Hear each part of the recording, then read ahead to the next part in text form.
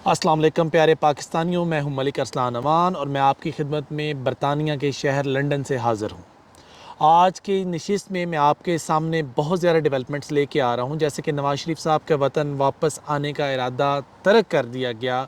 शहबाज शरीफ अपने भाई को मिलने यहाँ लंदन में इस वक्त मौजूद हैं। वो बरतानिया के जो मलका एलिज़ाबेथ अभी जो फौत हुई है उसके फ्यूनरल पे आए हैं, जिसकी कल रसूमात अदा की जाएंगी। कल इस मुल्क में शटरडाउन हड़ताल एक तरह की होगी, यानी कि क्वींस की रिस्पेक्ट के अंदर जो क्वीन हमारी फौत हुई है यहाँ की, उसकी रिस्पेक्ट के अंदर ये मुल्क कल सोग के अंदर एक दिन बंद रहेगा। इसके साथ साथ जो दोनों भाई आपस में बैठ के डिस्कशंस करने वाले हैं कि चीफ़ आर्मी स्टाफ हैं उनकी तैनाती के बारे में बात करने जा रहे हैं, डिस्कशन करने जा रहे हैं। जो 5 नाम ज़ेरे बहस हैं, आज हम उनको भी डिस्कस करेंगे।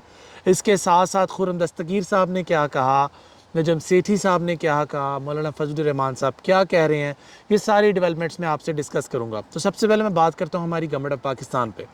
जो पीडीएम की गवर्नमेंट है, जो पीडीएम की गवर्नमेंट इस वक्त मुल्क के हालात को बलाए ताक रखते हुए फ़ौरन दौरे करने में मसरूफ़ है। इस वक्त वो बरतानिया क्वींस के आखिरी रसूमात के दौरे के लिए यहाँ पे हमारे प्राइम मिनिस्टर साहब आए हुए हैं। और सबसे एक अजीब बात जो हमें ओवरसीज़ पाकिस्तानियों के लगी कि यार बंदे की रिस्पेक्ट होती है जब आप स्टेट लेवल पे आते हैं। जब आप एक स्टेट लेवल पे किसी को बुलाते हैं तो ओबियसली आप उसको थोड़ी बहुत रिस्पेक्ट ज़रूर देते हैं। लेकिन यहाँ के मामलात ऐसे हुए हैं कि मिनिस्टर तो एक तरफ रह गया, आपके जो हैं एम्बेसडर्स तो एक तरफ रह गए। ये कोई रिटायर्ड एम्बेसडर्स हैं जो सर्विसेज से बाहर हैं और जो ख़ास इतनी जो इम्पोर्टेंट भी नहीं है, तो वो शहबाज शरीफ साहब को एयरपोर्ट पे रिसीव करने गए हैं। तो ये एक बड़ी एक हैरान कुन सी बात है। इसके साथ साथ जो गवर्नमेंट ऑफ पाकिस्तान इस वक्त पीडीएम की गवर्नमेंट है जिसमें पीएमएलएन लीड कर रही है, उनके अपने हालात भी इस वक्त इदारों के साथ कुछ मुनासिब नहीं जा रहे। जो वो प्रोमिस करके आई थी, जो वादे करके आई थी, जो डील करके आई थी, वो डील को मुकम्मल तौर पर निभाने में कामयाब नहीं हो पाए। तो अब लिहाजा हमारे जो इदारे हैं वो सोच रहे हैं कि इस जो गवर्नमेंट है इसके बारे में क्या होना चाहिए, क्या डेवलपमेंट्स इनके साथ की जानी चाहिए। उसके साथ साथ जो महंगाई की शरह इस मुल्क में डे बाय डे बढ़ती जा रही है, जो इन्फ्लेमेशन आ रही है, और इसके साथ साथ जो हमारी मईशत की तबाही हम सब को नज़र आ रही है और हम सब इसको देख रहे हैं। डेली बेसिस पे पाकिस्तान क्राइसिस में जा रहा है और डेली बेसिस पे there is not even a single day जब पाकिस्तान को क्राइसिस फेस नहीं करना पड़ रहा, पाकिस्तान स्ट्रगल नहीं कर रहा। उस नाजुक नहज के ऊपर आके जो हमारे प्राइम मिनिस्टर्स हैं और हमारी बड़ी लंबी चौड़ी कबीना है, वो महंगे तरीन होटल्स बुक करवा रही है अपने लिए और अपने लाओ लश्कर के साथ वो ट्रैवल करने में मसरूफ़ है। जब आपको एक दूसरी तरफ मैं बात बताता चलूँ कि क्वीन एलिज़ाबेथ की कल आखिरी रसूमात यहाँ लंदन में अदा की जाएंगी और उनको उसके बाद वेस्ट मिनिस्टर में दफनाया जाएगा।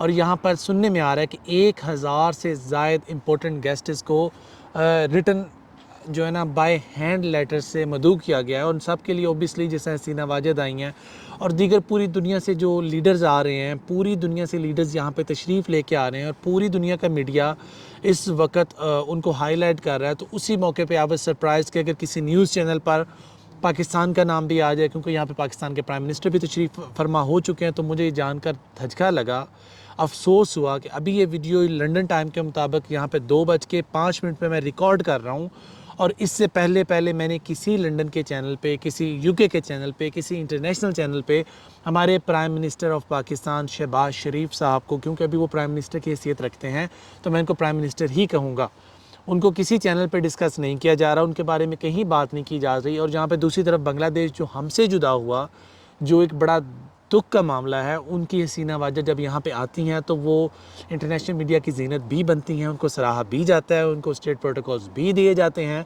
और दूसरी जानब जब हमारी स्टेट ऑफ पाकिस्तान जो एक न्यूक्लियर कंट्री है, एक अल्लाह ने इस मुल्क को किस किस चीज़ से नहीं नवाजा, हर खसूसियत होने के बावजूद ये मुल्क क्राइसिस से गुजर रहा है। एक इतना अच्छा मुल्क होने के बावजूद हम स्ट्रगल कर रहे हैं, हमारी जैसी इतनी बड़ी कंट्री को किसी खातिर में भी नहीं लाया जा रहा। तो एक बड़ी एक ना अजीब सी बात है और एक दिल को छू लेने वाली बात है कि बंदा यहाँ पे डिसअपॉइंट हो जाता है कि यार हमारे मुल्क की क्रेडिबिलिटी नहीं रही, हमारा मुल्क की जो एक साख्त है वो तबाह हो चुकी है।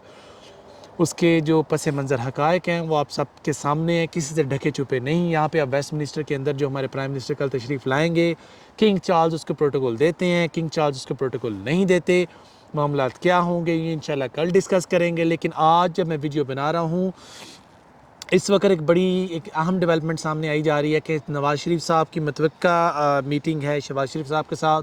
विद इन नो टाइम यहाँ पे जो लोकल मीडिया है उसको डिस्कस कर रहा है, जो लोकल सहाफ़ी हैं यहाँ पे वो उनके पैनल में से डिस्कशन की जा रही है कि वो ऐन मुमकिन है कि जल्द किसी नामालूम मुकाम पर एक मीटिंग करेंगे। उसके आल हवाल उसका लुबे लबाब ये है कि जो 5 लेफ्टिनेंट जनरल्स हैं उनमें से किस को चीफ़ आर्मी स्टाफ बनाया जाए, जिनमें सबसे पहले लेफ्टिनेंट जनरल मोहम्मद आमिर साहब हैं, उसके बाद लेफ्टिनेंट जनरल फैज़ हमीद साहब हैं, जिनके नाम से कोई बंदा ऐसा नहीं जो वाकिफ़ ना हो। इसके साथ साथ लेफ्टिनेंट जनरल अज़हर अब्बास साहब हैं, लेफ्टिनेंट जनरल शमशाद मिर्ज़ा साहब हैं और लेफ्टिनेंट जनरल आसिम मुनीर साहब हैं। ये जो नाम हैं ये शहबाज शरीफ साहब अपने भाई जो मफरूर मुल्क पाकिस्तान से हैं और जो अदालतों की कागज़ात में इस वक्त मुजरम और इश्तिहारी हैं, उनसे आके डिस्कस करेंगे। और मुल्क पाकिस्तान के हालात इतने कमज़ोर और उस नहज पे आ चुके हैं कि जब मौजूदा प्राइम मिनिस्टर इतनी क्रेडिबिलिटी नहीं रखते कि जब तक वो उस शख्स से मशवरा ना कर लें जो कन्विक्टेड हैं, जो उस शख्स से मशवरा ना कर लें इस वक्त कि वो अभी तक जो अदालतों में मफरूर हैं वो अपनी विल के साथ एक अहम ओहदा जिसकी तैनाती जो प्राइम मिनिस्टर की ज़िम्मेदारी में आता है वो नहीं करने जा रहे या वो नहीं कर पा रहे या उनके पास इतनी अथॉरिटीज़ नहीं, तो ये एक बहुत बड़ा सवालिया निशान है। मैं ये सवालिया निशान आप तक छोड़ दूँगा।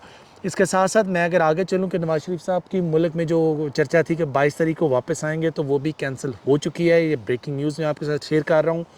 उन्होंने अपनी वापसी की जो इतलात हैं, जो खबरें थीं, जो बातें थीं, उन सब को अभी उन्होंने रोल बैक कर दिया और उनके वापस आने का फ़िलहाल कोई इरादा और इंदिया सामने नहीं आ रहा जब तक इलेक्शंस की क्लियर डेट्स कॉल ना कर दी जाएं। इसके साथ साथ मैं आपको मौलाना फजलुर रहमान साहब, खुर्रम दस्तगीर साहब और नजम सेठी साहब के बयानात भी सुनाऊंगा। सबसे पहले मैं नजम सेठी साहब का एक बयान आपके सामने लेके आता हूँ कि अगला आर्मी चीफ कौन होगा, नाम सामने आ गए हैं। इसके साथ साथ उनका ये भी कहना है कि इमरान खान के ख़िलाफ़ अदम एतमाद का वोट एस्टेब्लिशमेंट ने करवाया। नजम सेठी साहब के इस बहुत बड़े बयान पर एक बहुत बड़ी सज़ा तजवीज़ होनी चाहिए और मैं देख रहा हूँ कि हमारे इदारों के लिए एक बहुत बड़ा सवालिया निशान खड़ा कर दिया उनकी स्टेटमेंट ने। अगर तो वो सच कह रहे हैं तो अदारे इस पर कोई जवाब नहीं दे सकते, क्योंकि इदारों का स्टांस है कि वो सियासत से उनका कोई ताल्लुक़ नहीं है। और अगर वो इनकी बात को रद्द करते हैं तो मेरे नज़दीक एक स्टेट लेवल की पनिशमेंट इनके ख़िलाफ़ आनी चाहिए। इसके साथ साथ मैं खुर्रम दस्तगीर साहब की आपसे बात करता चला जाऊं कि शहबाज शरीफ साहब जो हैं आर्मी चीफ़ की तैनाती का फ़ैसला लंदन में नवाज़ शरीफ साहब के मशवरे से करेंगे। खुर्रम दस्तगीर साहब को कौन नहीं जानता, ये सबके सामने है। अब देखना यह है कि एक मफरूर शख्स जो पाकिस्तान से मफरूर हैं, अदालतों के मुजरम हैं, सज़ा याफ्ता हैं, वो इस चीज़ का फ़ैसला करेंगे। मुल्क पाकिस्तान के हालात इस नहज पर पहुँच गए कि हम एक अहम तैनाती के फ़ैसला भी एक मफरूर और एक मुजरम और एक सज़ा याफ्ता की मर्ज़ी के बगैर नहीं कर सकते। ये एक बहुत बड़ा सवालिया निशान है। इसके साथ साथ एक बहुत ही मज़ाक़ा ख़ेज़ बात मैं आपसे करता चला जाऊँ। एक हमारे मौलाना फजलुर रहमान साहब हैं, मैं अगेन अपनी बात को दोहराता चला जाऊँ। अफ़वाज पाकिस्तान और उलमाए कराम हमारी रेड लाइन है।